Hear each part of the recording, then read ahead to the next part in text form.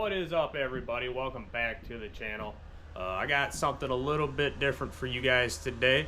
I'm not gonna be making a truck video today. I actually don't have enough content to make another video on the truck right now, but I do got some more content coming on the truck if you've been following that, so stay tuned. But behind me, I got my Cat Duster MX. We're gonna be doing some fabbing and some welding work on it. Without further ado, let's get into it. A little backstory on this. I bought this off one of my dad's buddies about a year ago. And basically when I bought it, it was just in pieces. Frame was powder coated, all the handlebars were powder coated. It came with these wheels and tires and the seat and the shock. Basically it was just that I kind of put together as a roller. I went to Harbor Freight and I picked up one of these Predator 212 motors, and I put that on there, and then I just put the clutch and the chain on it. But that's about all I've done. The motor's brand new. I've never put oil or gas in it. The problem I ran into with this is that this is about where the gas tank mounts factory, and then if I leave it like that, I wouldn't be able to put gas in it. I'm going to be fabbing up some brackets for the gas tank, so it'll modify it some way so it can sit over here so I could put fuel in it. My original plan was I wanted to just put it up here kind of like that, but then it would like kind of, you know, inhibit the steering a little bit, so I don't really want to do that. So I just come up with a plan. I'm going to just mount it down here somehow. How I'm going to do that, I got some scrap steel. Some of it I pulled out of the back 40, my backyard. It's all dirty, but I'm going to clean all that up. I'm pretty excited because this is going to be like my first actual welding video on my channel.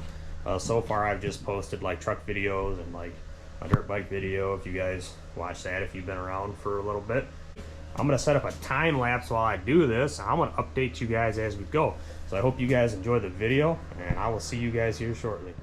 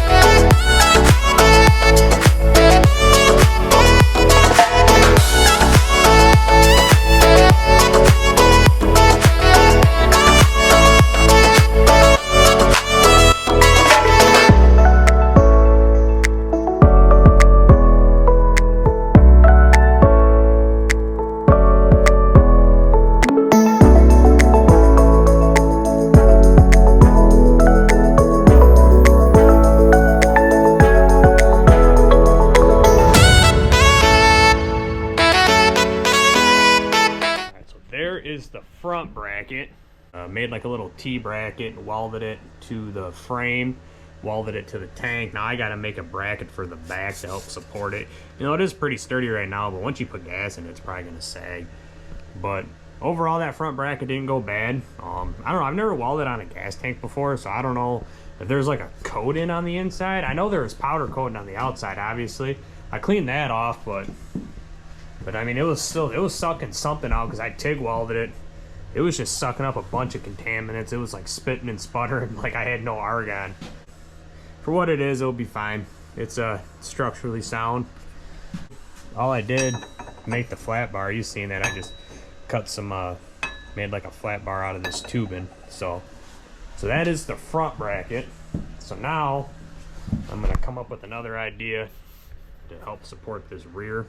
So yeah, stay tuned for that. I'll be back with you guys shortly.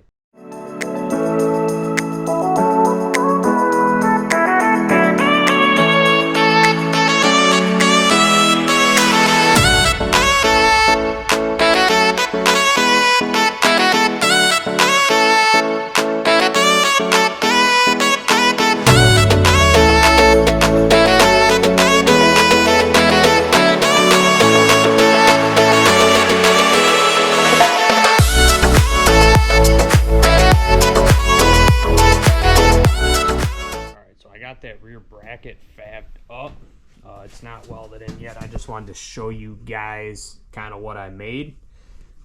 Weld it to the seat bracket right here, and I'm going to clean the tank up, and I'm going to put a couple good tacks on the tank.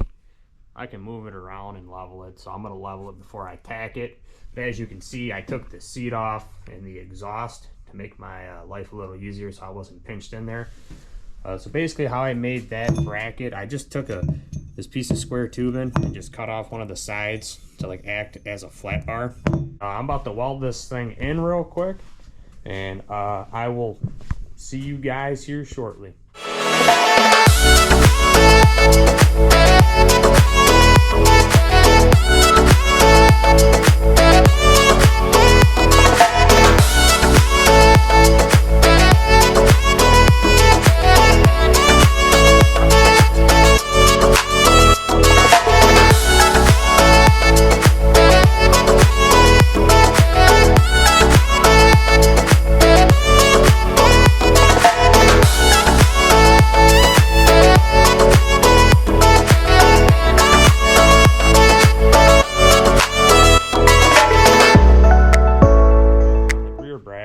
I got it on there.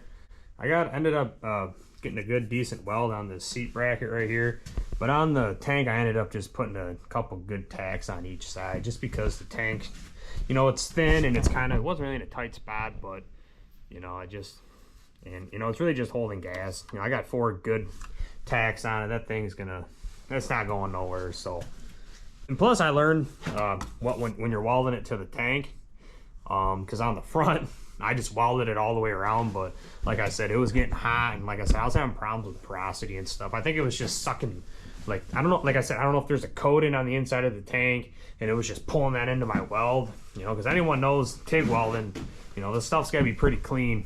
Overall, came out pretty good. I'm happy with it. The tank's nice and sturdy.